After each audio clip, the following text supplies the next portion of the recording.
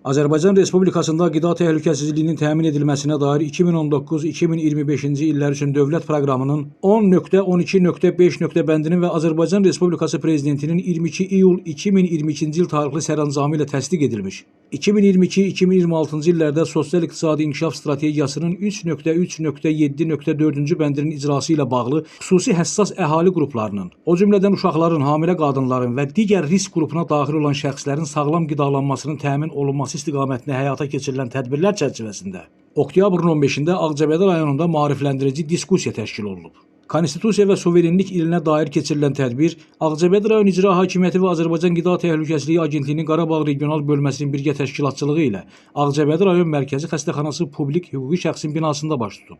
Diskussiya şəklində keçirilən maarifləndirici görüşdə vətəndaşlara sağlam qidalanma qaydaları, düzgün qida seçimi, körpə və uşaqların qidalanmasında diqqət yetirilməli məqamlar, hamilə və laktasiya dövründə olan qadınların ehtiyacına uyğun qidalanma prinsipləri barədə geniş məlumat verilib. Eyni zamanda iştirakçılarla interaktiv müzakirələr aparılıb, verilən suallar cavablandırılıb və praktiki tövsiyələr təqdim olunaraq iştirakçılara maarifləndirici bukletlər paylanılıb.